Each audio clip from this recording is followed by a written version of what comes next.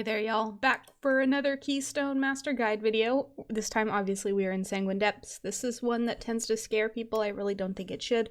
That said, it is one of the dungeons that, regardless of if it's a fortified or tyrannical week, it has some scary bits. You know, most other dungeons, it's like there's a, you know, it's better unfortified or it's better on tyrannical. While I feel that Sanguine Depths, it's been evened out a little bit more since with some nerfs to various mechanics. However, all in all, I think that there's rough parts on both types. Like there's rough trash and rough bosses in here, mostly related to the last gauntlet. So this is a tough one. So we'll go ahead and get a pretty clean run of it going so we can talk about how to make this a nice clean run. Now, before you get started in the Sanguine Depths, similar to, oh gosh, one of the other ones that I talked about, you want to communicate with your group before you start whether or not you're doing skips and how many. It is fairly common at 15s to do at least one skip in Sanguine Depths, so you might be expected to have an invisibility potion. Oh yeah, HOA, that was the one that I was thinking. You might be expected to have an invisibility potion. I will actually pretty regularly, even with pugs, do 2 skips in here. So I also tend to run with an outlaw rogue, but bottom line is that you might be expected to have an invisibility potion. Understand if you need one and where you will be using it before you put the key in, and I'll point out in the route where you might end up using them. I'm pretty sure we do at least one in here. So we'll go ahead and get started here. We do have a Venthyr. This is a Venthyr dungeon. They open little lanterns, and if you kill things near the lantern while the lantern is open, you get damage and healing buff. So there's some benefit there. And here we go.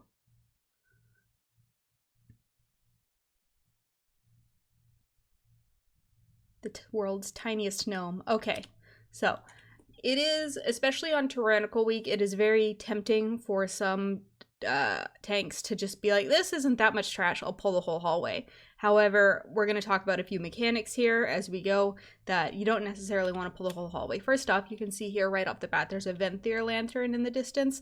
If you can kill things within that lantern, that's great because you'll get a buff. So you don't want to necessarily pull too far away from the lantern or you'll miss that buff.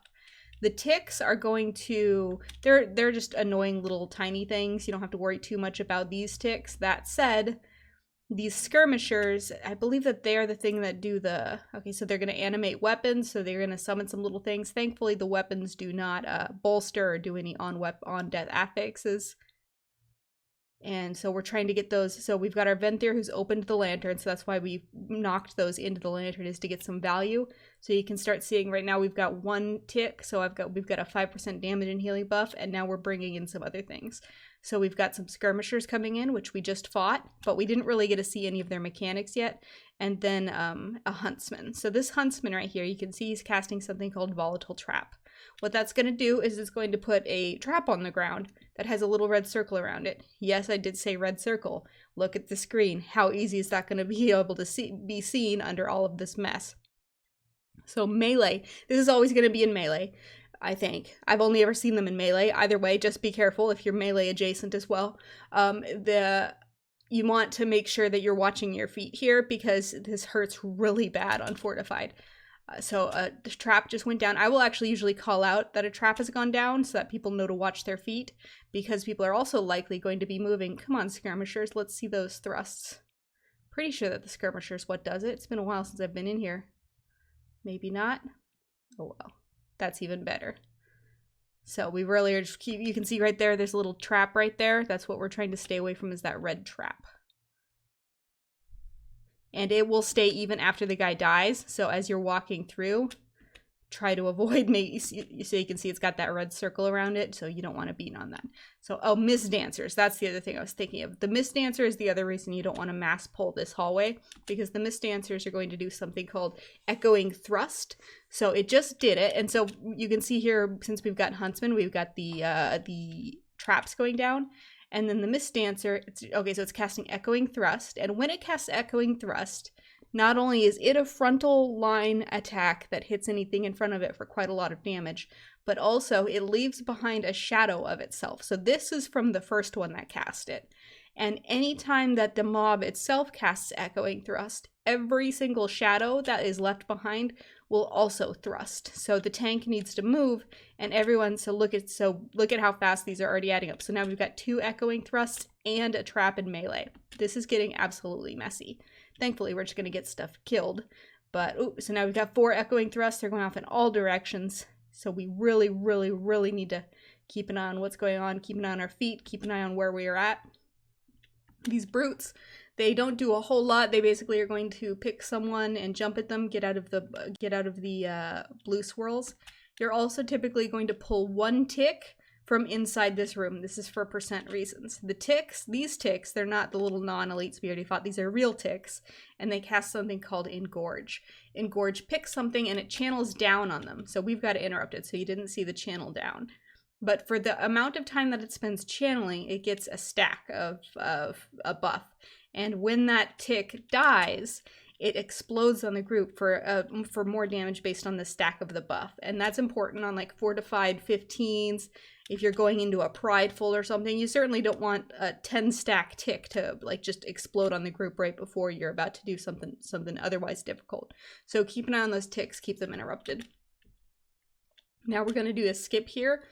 You don't need to have a rogue or an invis pot or anything. You literally just have to wait for this particular brute to pat away from the doorway, and you could just walk past it, which is what we're doing.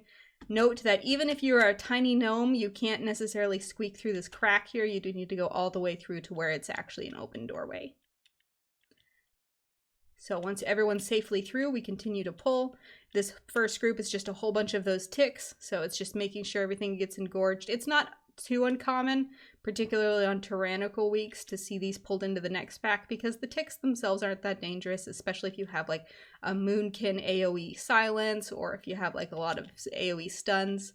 But if you don't have a lot of ways to interrupt the engorge, or if there's bad affixes like, for example, are inspired here, you don't want to pull them together because you really do not want those ticks to get high stacks, especially because after this pack comes the Pride. Nothing new in here, just more ticks and then one of those gorgers. This can be a little bit of a problem if you've got, maybe bolstering or something where you need things to die all at once and you can't have them dying staggered because you've got this one big brute and all these tiny ticks. But because we pulled that 1 tick from the crypt area into the previous brute, we'll be able to spawn Pride after this, and then it'll be into the boss. You can see we've still got the brute up, so we're just gonna make quick work of him while we kill the Pride. It would have been better to kill those things more evenly, but like I said, a little bit difficult because the brute's big and the ticks are small.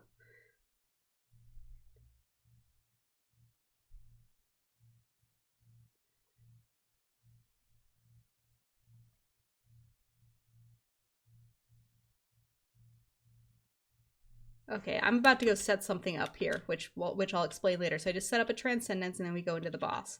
The boss is typically going to be tanked by the tank with the tank's back facing this gate or maybe this wall, and the boss pointing away from the group, just like this. So the tank's over here, and melee and ranged are kind of loosely stacked behind him. So he has a few mechanics. Hungering Drain, just kick it. It's the only thing to kick in this fight. So as soon as you see it off, just go kick it. You don't have to worry about, oh, everyone kicked it, oh no.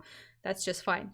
Juggernaut Rush, he's going to pick someone and rush towards them. This is similar to the barrel through on the totem boss in King's Rest for you Battle for Azeroth Dungeoneers. Basically, he picks someone, rushes towards them, and the amount of damage that person's going to take is split among everyone who was in that line. So if you guys are going to end up taking the damage, then if you're the one who's picked, you need to back out in a straight line. So just like, don't go side to side, just go directly back so that people have enough space to get between you and the boss to help you take that damage. However, you'll notice I said if you're going to take the damage. If you are in a coordinated group, you have some sort of immunity, you can do that instead. So for example, we don't have one, but because our typical mage is on his druid here, but let's say we had a mage and he was picked, he could like blink out here. You don't actually have to go out to the side, but it's a good it's a good way to make sure that people aren't in the line and that they realize that you know what you're doing, hopefully.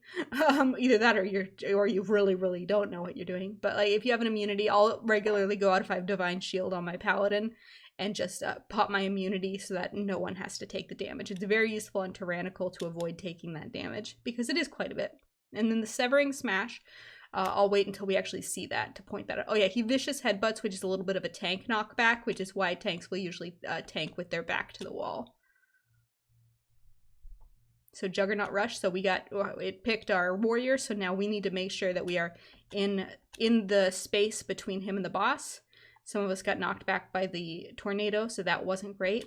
So the next thing that's going to happen, well, technically the next thing that's going to happen is a Hungering Drain, but I don't have a kick, so that's not my responsibility. So I'm planning for the Severing Smash, because what's going to happen with the Severing Smash is he will, every single person, when the Severing Smash goes off, is going to take some damage and spawn an orb.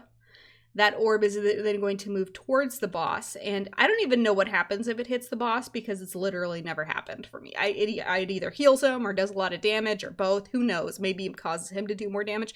Either way, you don't want it to hit the boss, okay? That's your whole job, is to make sure those orbs don't hit the boss. However, if you soak the orb by running into it, it does a lot of damage to everyone. So if you're going to soak all the orbs, you need to make sure that you're not soaking them all at the same time, or you're going to kill your group. And you'll understand this a little bit more once you see it, but basically, just to explain what I'm doing on the screen here, is that there is technically a limited range to Severing Smash. It is huge. It's about like 100 yards or something. But if you can get 100 yards away, you won't take the damage, and you won't spawn an orb. It's not really something you need to avoid at this level of key, especially on Fortified. But since I play a super hyper mobile monk, it's just a little bit of way to not take a whole lot of damage. That's why I'm running away, is just to avoid taking Severing Smash damage. It goes out. You can see I didn't take any damage. Transcendence back.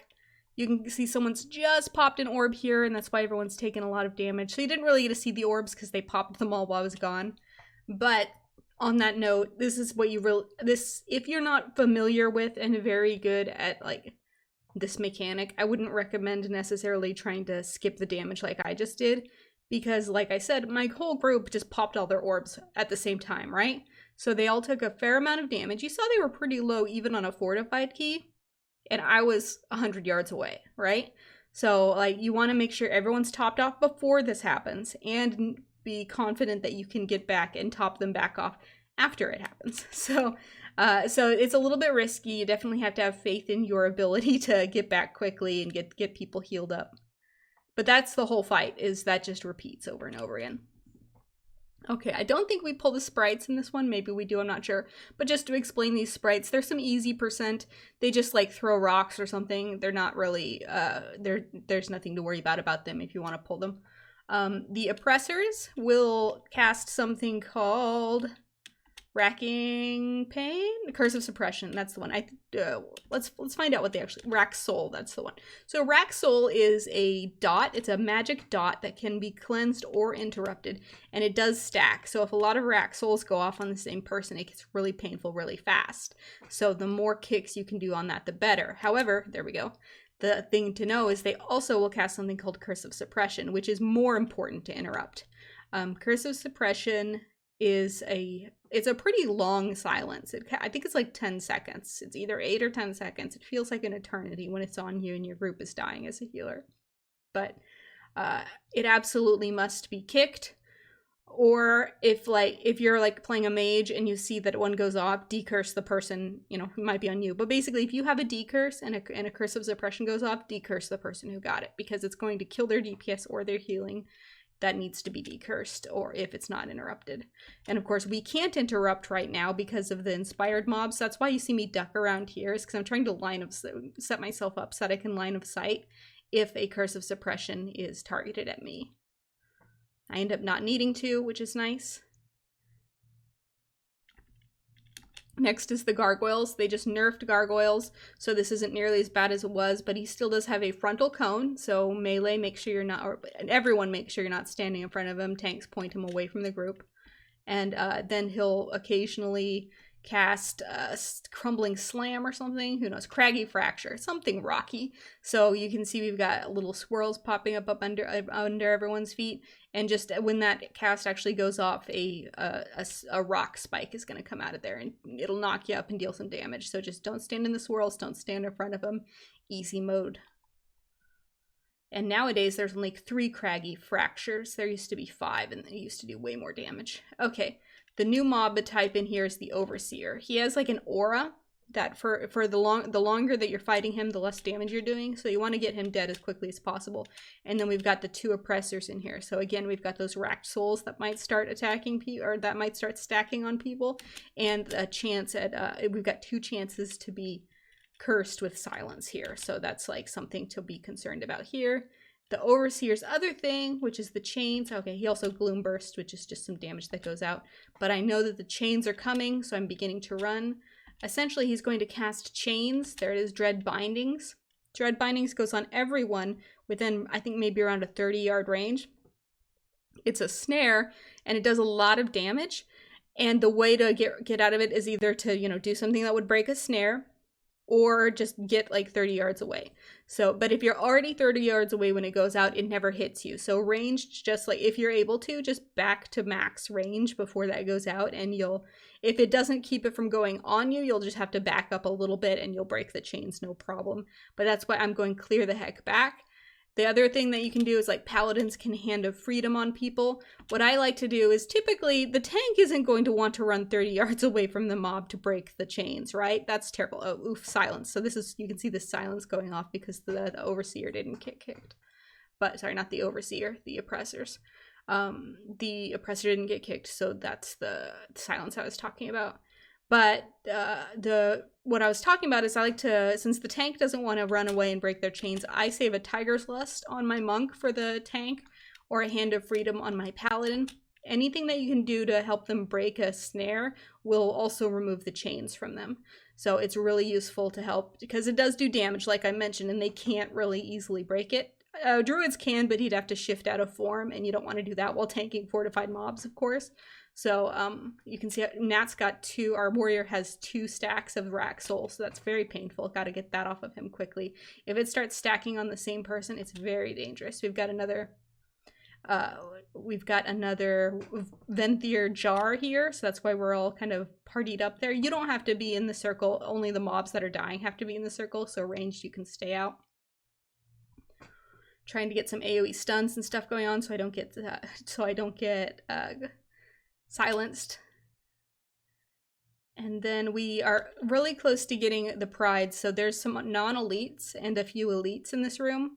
And remember, we've got this jar here that we can get a bonus from.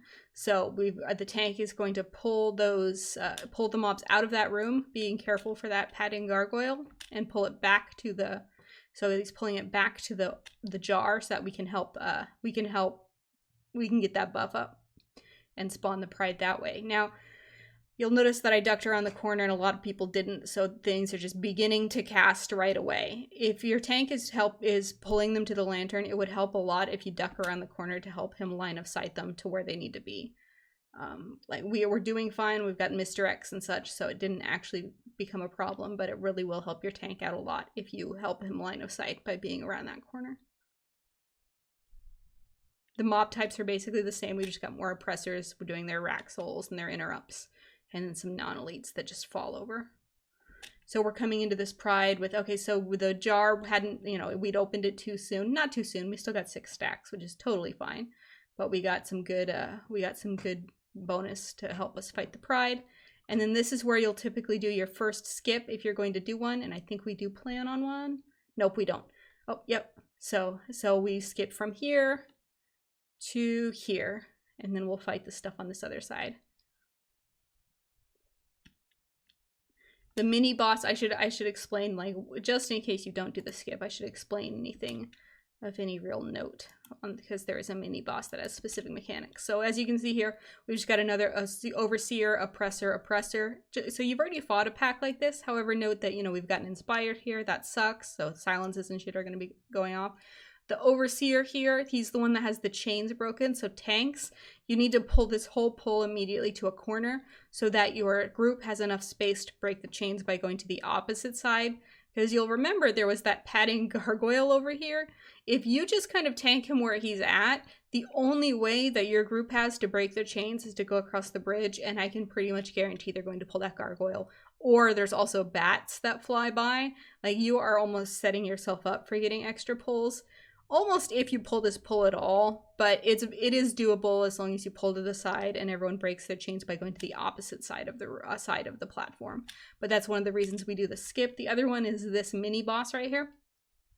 He is not difficult, he just has a lot of health, and people are bad at the mechanics, which is one mechanic, basically. Technically, he has a mechanic in which he enrages one of these little dredgers, but it's basically a non-issue. You just kill little dredgers along with him.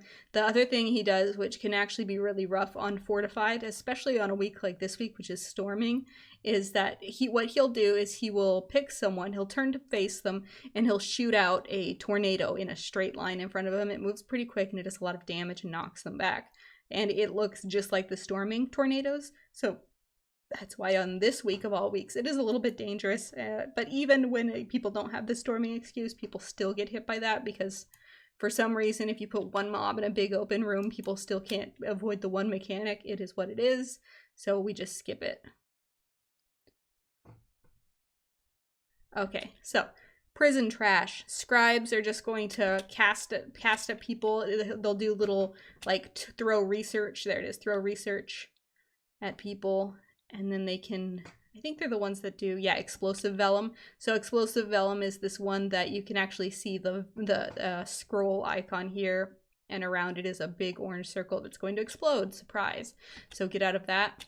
The other thing here is the Warden, which absolutely, he'll cast something called Barbed Shackles, which you really need to interrupt because it's a snare, so there's the Barbed Shackles. It can be kicked, but not stunned, I believe. And it does a lot of damage, and it's also a snare, like a full-on, it's not just like a slow, it's a full-on root, like you can't move, which will make it really, really likely that you end up standing in one of those explosive vellums as well. If one does go off, you can Tiger's Lust, you can Hand of Freedom, which will remove the root so they can get out of other things. However, it does not remove the damage, and the damage is really significant, so please kick that. When you pull this scribe, he will open the gates, which will bring out whatever's inside. In this particular case, it's a Remnant of Fury. So Remnants of Fury do, let's see here, I forget which one's which. I gotta wait for him to cast. So Explosive Anger. So this is a curse that's gonna go on someone. While the curse is on them, they do more damage, but then it explodes and does damage to them. So most people will just decurse it as quickly as soon as they see it. If they are a decurse type of healer, I can't really do that, so I left that up to the tank if you wanted to decurse or not.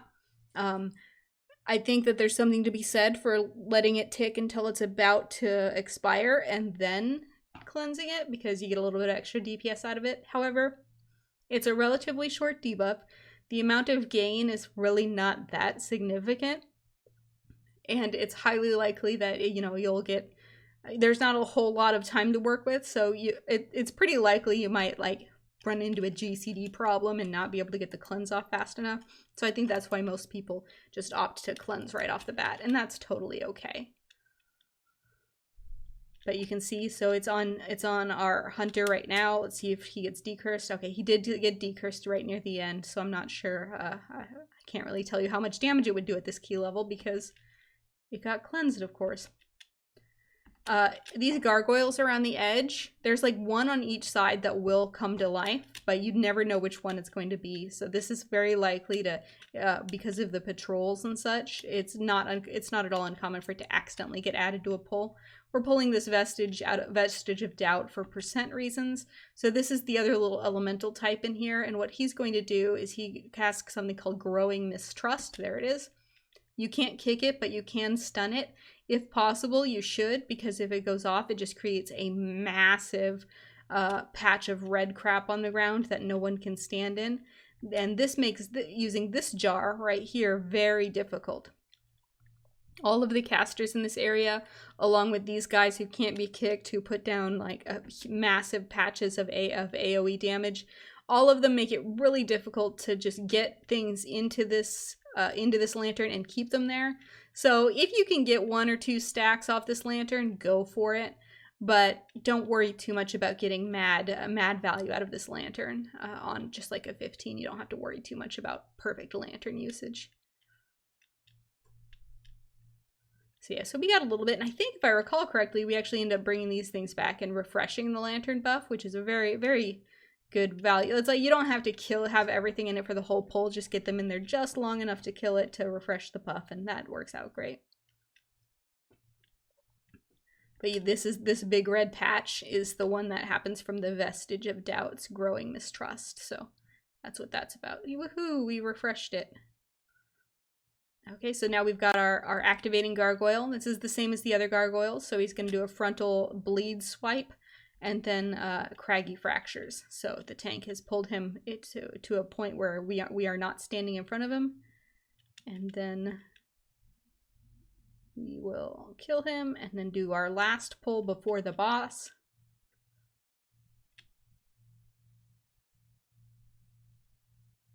Actually, I think we might end up getting these ghouls out of the cell as well first. Another barbed shackles to interrupt. Good job to the interrupters. And yep, we're getting the ghouls. So all these guys they do a swipe at your tank, which kind of hurts, but they also will enrage themselves. If it's fortified and they enrage, they actually hit really hard. So tanks, be willing and ready to kite on fortified weeks if these things go enraged, which they always will. There's really no stopping it. So we'd had rings ready, we had stuns ready, and just to try to make it so we don't have to do too much kiting. Ta-da! And now we've got the pride.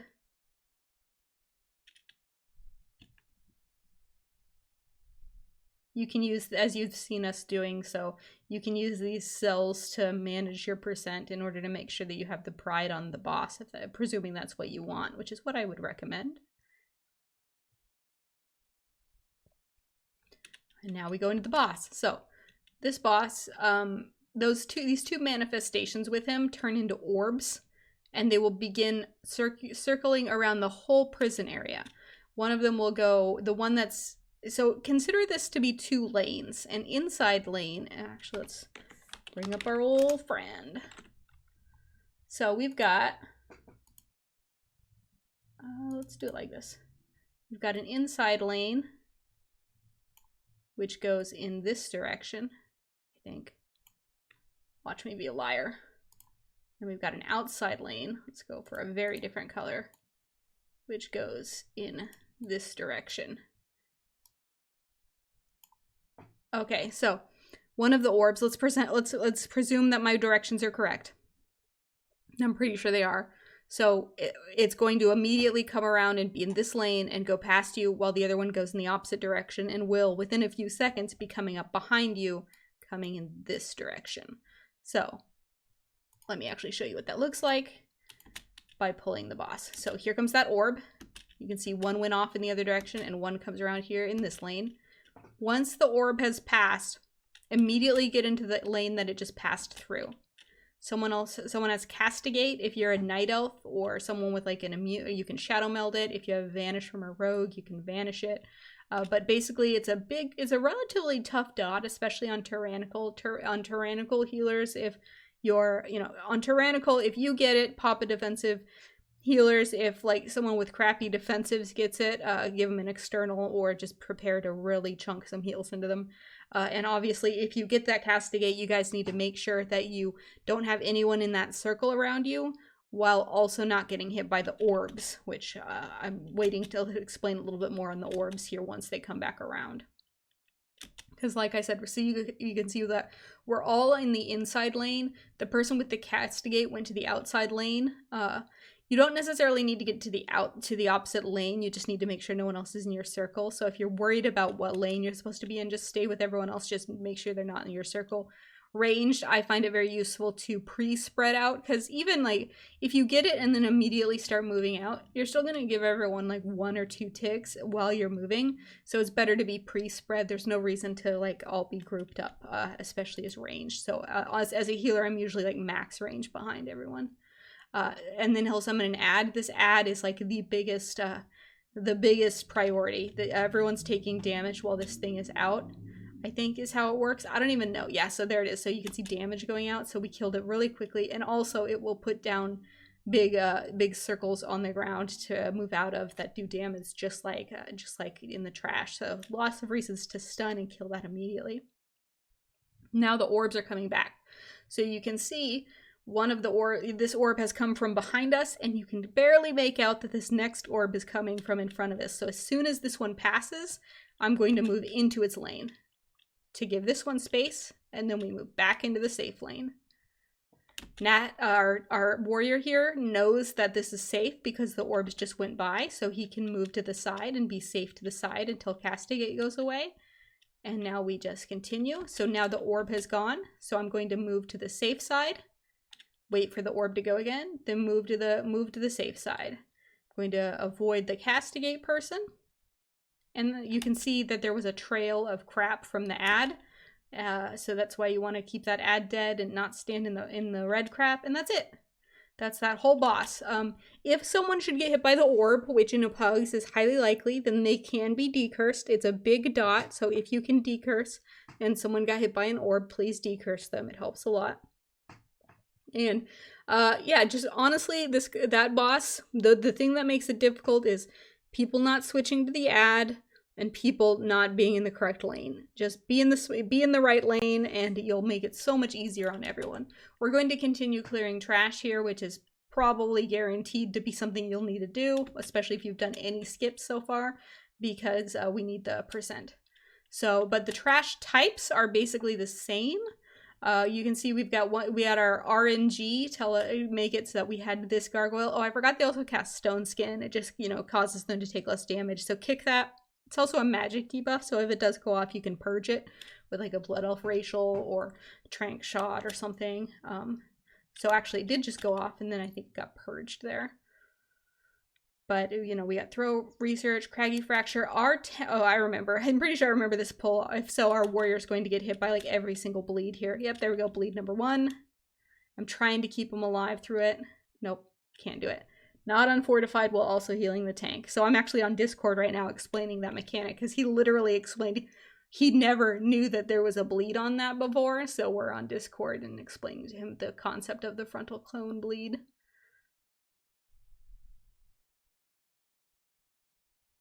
Once this boss is dead, the respawn point for the prison is at the beginning of the prison. If the boss hasn't been killed, then the respawn point is back by the first boss. And remember, we skipped with invisibility potions, so I'm running back to help the tank, try and help the tank like outrange in case I get heal aggro here.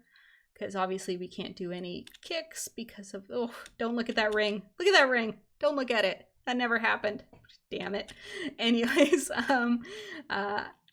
so if someone dies here, you might not, if you've done a skip and someone dies before the boss dies, keep in mind that you may not want to release. There's a mob back here that you might have just seen me CC. You don't have to CC it. The reason I did that, I mean, it's just like a random little caster mob, but the point is it was not being dealt with, it was not being killed, and it was just spam casting at people, and I did not want to have to deal with the damage it was dealing, so I just CC'd it. I do that sometimes if something's off by itself, because my thought is, if the CC gets broken, then that's fine. If the CC doesn't get broken, then what that says to me is that no one was DPSing it, so taking it out of the pull isn't a bad idea anyways. So that's why I will often just CC stuff that gets kind of strayed out from a pull like that. We continue to get percent. I can't really tell you exactly how much percent you'll need because there's all sorts of different skips and strategies for what you're going to fight in here when. So there's no hard and fast. You need this percent before you go down.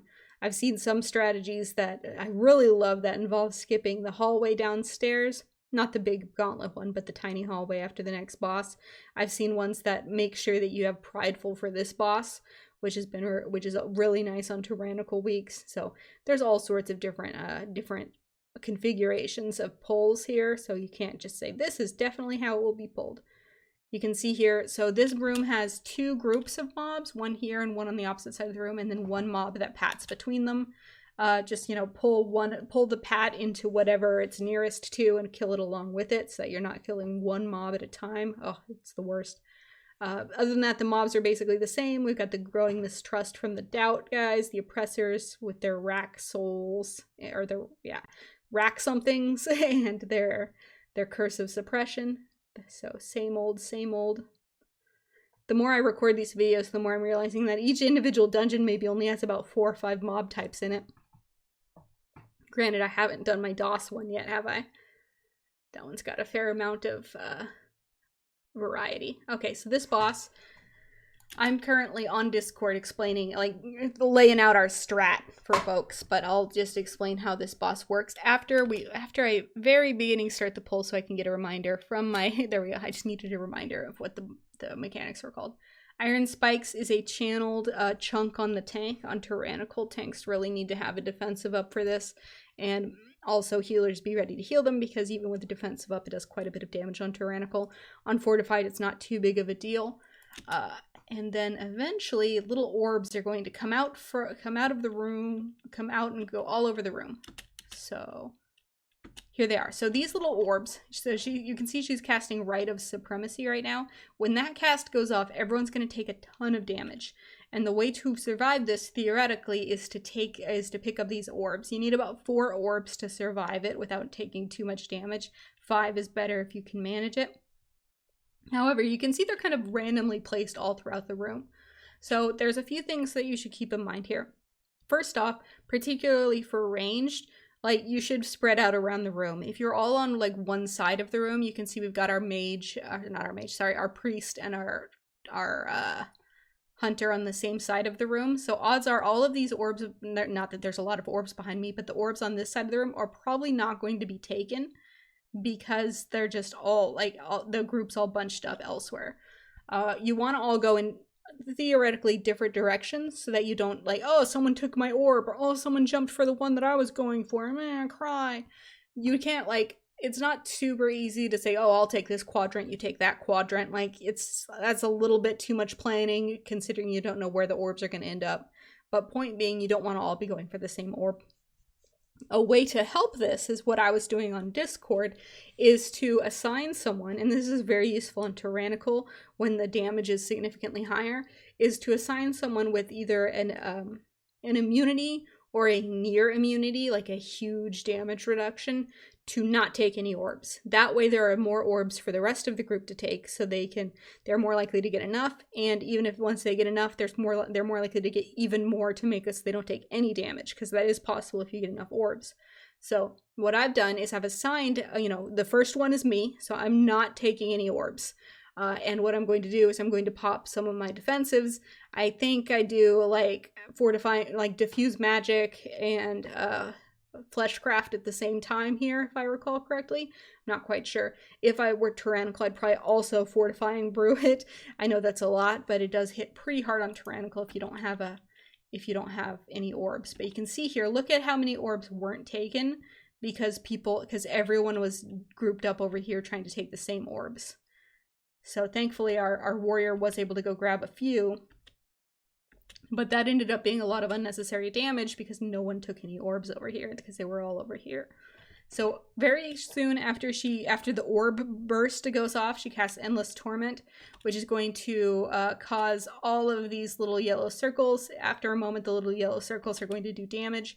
Also, everyone is taking damage whether or not they get hit by a yellow circle. So there's lots of damage going out, and even more if you get hit in a circle. I will get hit in a circle and die later in this poll, so you will be able to see that in all of its glory.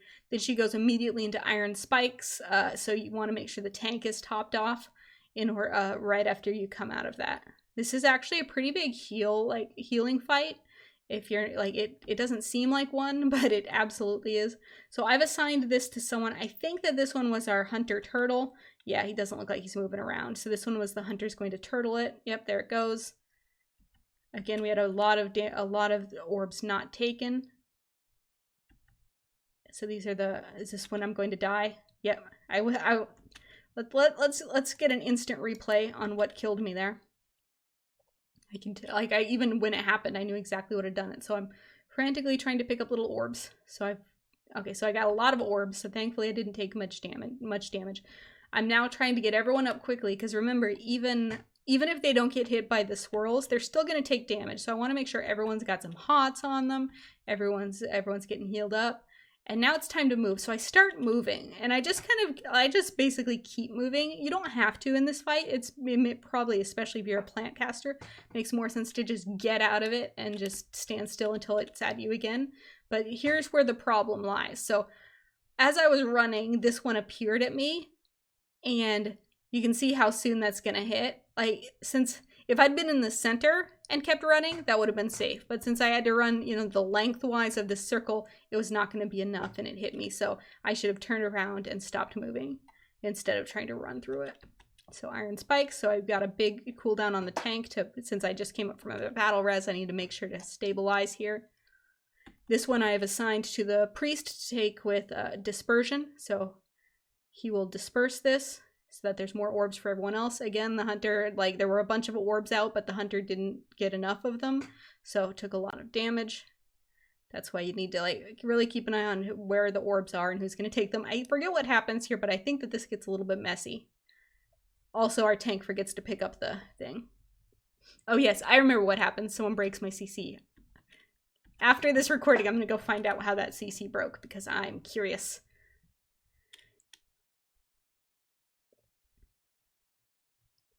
I didn't think it was going to be a stressful pull, but then obviously the CC broke, so that's going to increase the stress a lot, since that means that we can't stop any casts that go off, and the Prideful's about to come. So that's why I'm like, you know what, rather than healing people up, I'm going to drink my little mana potion.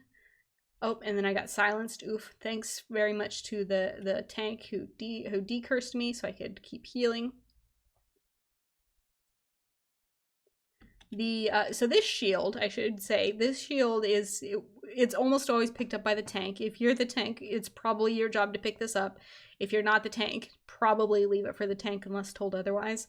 It gives them a special action button. I think it's on a 2-minute cooldown. Might be a one. It's a medium length cooldown, I guess you could say. And what it does is it makes it so that everyone underneath it puts a big yellow dome over them, and anyone under the dome takes less damage, like from everything, not just from the mechanic it's meant to help you with. So there's some value in picking it up and using it on this trash, and even on this pride. Like, it could keep you from taking some damage. It's not the biggest deal, but it's a little bit of extra value, especially if your healer's struggling. But again, like I said, our tank even he just flat out forgot to pick it up until we just told him about it. He's not used to tanking. So, but he's got it now. And now this is where I really like to skip. I hate this pull. This pull is incredibly dangerous on Fortified Week, because basically it's 3 of like the worst types of mobs. So Mist Dancer, remember, these are the ones that do the thrust that echoes. So there'll be, you know, every time they thrust, there's going to be another thrusting echo, and the hallway quickly fills up from that. You've got the Overseer. So that's the stuff that the longer the pull goes, the less damage you're dealing. While also he's the one who does the chains, so you need to be able to move very quickly or move away in order to avoid, in order to break those chains. However, remember, you also have to be doing so while looking out for those echoing thrusts from the Mist Dancer. Then you've got the Gargoyle, so you're going to also be looking out for frontal cones and the swirlies on the ground to make sure that those don't hit you. So it's just a lot of really painful stuff here, all of which is happening in a tiny space, and some of it is, you know, space. So we've got, you can see this going on now. So we've got echoing thrust to not stand in, we've got crags to not stand in, and then here in a moment, so now we've got a stone skin to interrupt, and then here's the dread bindings to get away from. So you can see it's just a lot of stuff all at once. You can like solo pull one of the things out with a taunt. If you taunt, I think, the leftmost thing, but no one ever likes to fight one mob at a time in Mythic Plus, you know what I mean? So a lot of groups will actually just skip this with an invisibility potion. If you planned your route around it, I highly approve. I hate that pull. though having pride for it really helped out a lot. Okay, so from now on, we're on a gauntlet. We will not exit combat until the gauntlet ends. So you want to come into this with as much mana as possible, healers. And everyone, it is now time to help your healers, because this can be very stressful on them, especially on Fortified Week, because while Call here is technically a boss, while she is in this gauntlet, she counts as Fortified.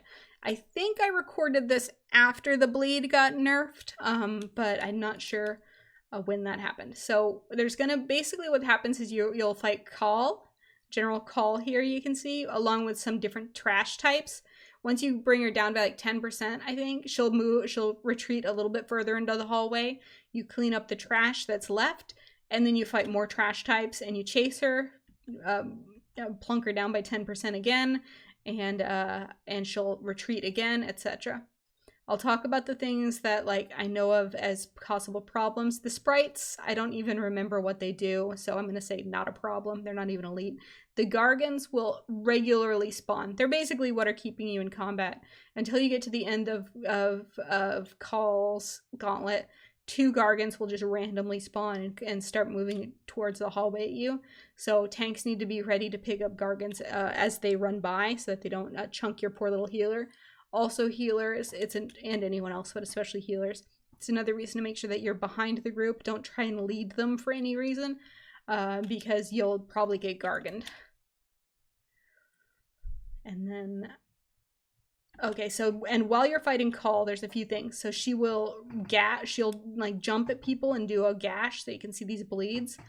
They will typically only be on melee. If you have a Curian Vial, you can vial it off. If you are a Paladin, you can bubble it off. Dwarves can Stone Skin it off, or Fire Blood if you're the cooler dwarf. Let's see here. Dread Volley, just random damage to the group, I think. So it calls major things aren't that bleed that goes on melee, because if you have a very melee heavy group in a fortified key, that can kill the healer's mana. So you want to like everyone spread out and be at like your max range for being able to hit Call, so fewer people end up with the bleed.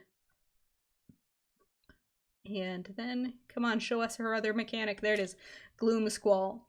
So what happens in Gloom Squall is it's going to do a ton of damage. However, that's what the tank's shield is for. So he just hit his special action button that the shield gave him.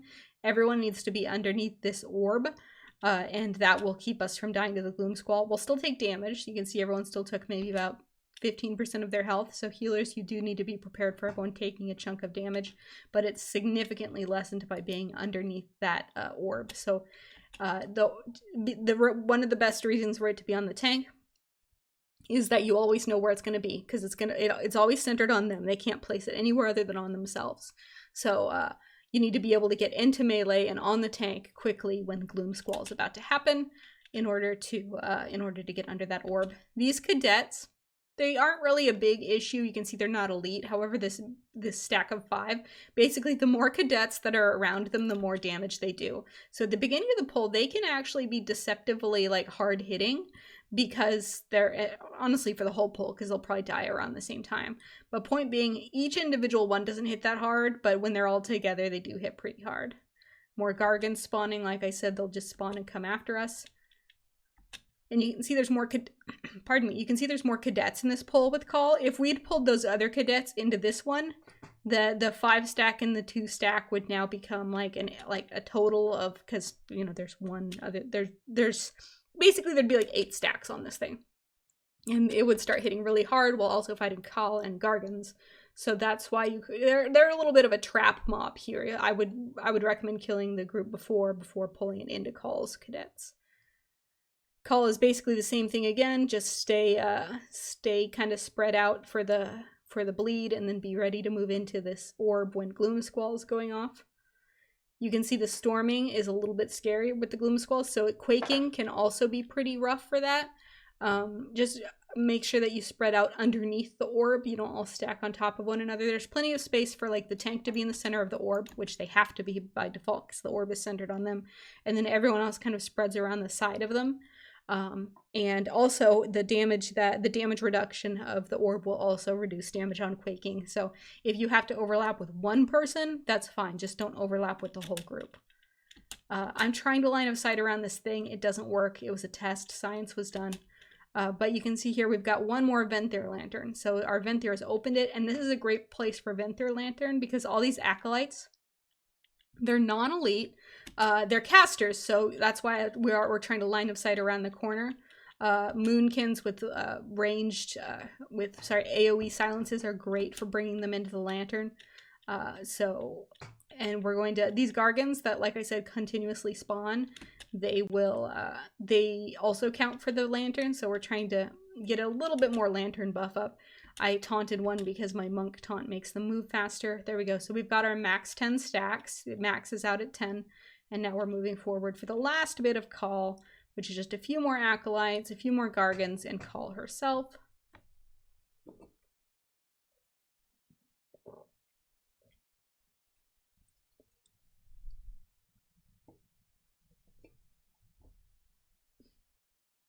It is possible, by the way, I don't know if you've noticed bats kind of going by along the left. It is possible to pull those, which is good to know in case you ever need percent, but also good to know if you don't need percent, because I've absolutely had like a mage like hanging out here on the side, and they use their Night Phase shifting power ability that's like an AoE, and they pull a bat as it runs by.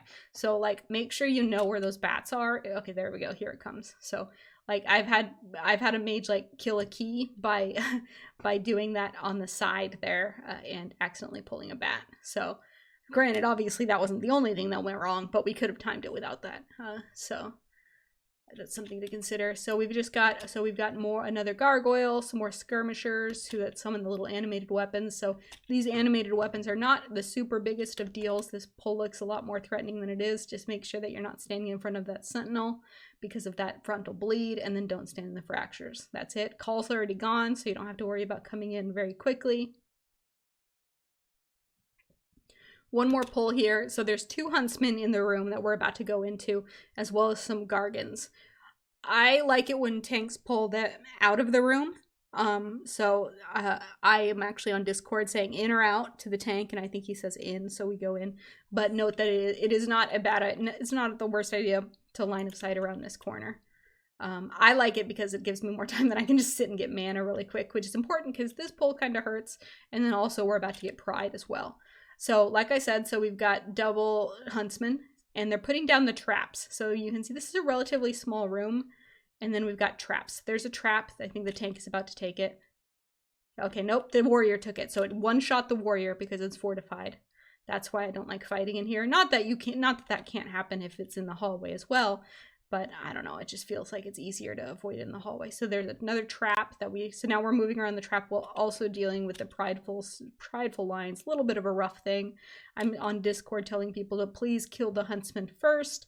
We have a good use of that shield to do a little bit of extra or a little bit less damage from the prideful while we finish up these huntsmen. Now that they're dead, we just have to watch out for these traps and kill off the pride. And then we'll go into the boss. Okay, Call, she's at 70%. You need to get her down to 50%. And we'll just talk about her stuff as it happens. So Wicked Rush. I was one of the one who was picked. 2 people are picked. She's going to shortly after that goes rush to them. And if she hits them, which I'll talk about in just a moment, she will put a bleed on them. The bleed does stack, so if you're targeted by this multiple times, it can stack up on you and on Tyrannical. That can be very painful.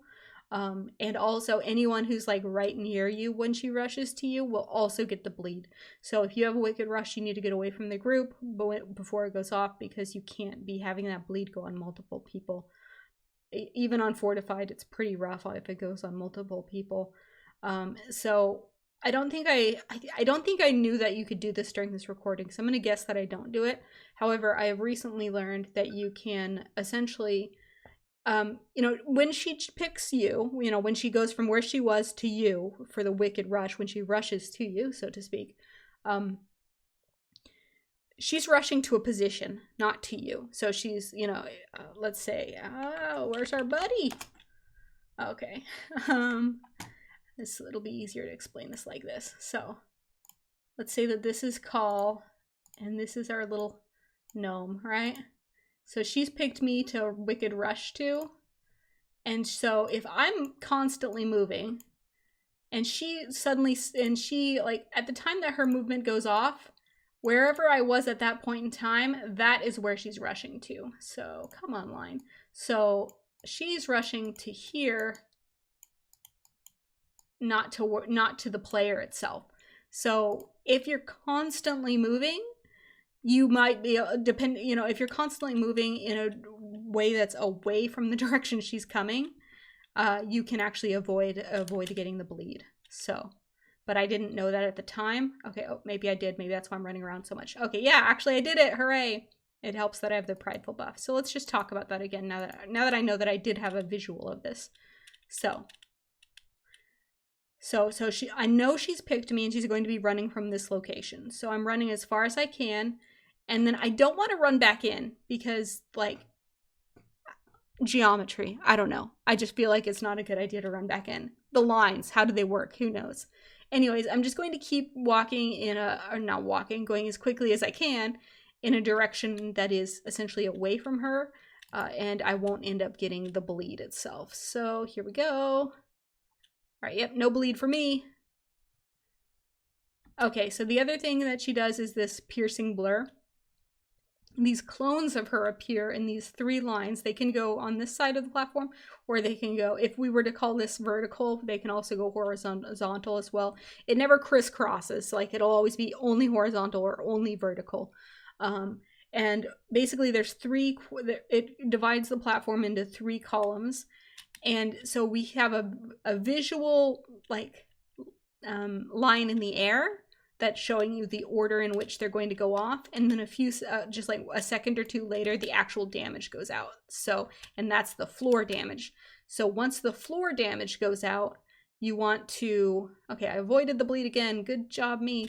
Once the floor damage goes out, that's when you want to move into the space. The other thing she's going to do is Gloom Squall, just like what we've already seen in the hallway. So you're going to get on the tank. The tank is going to hit their special action button before this goes off, and that's going to not only avoid damage, but also in this section, if you're not under this orb, you will also get knocked back, thus most likely knocked off the platform.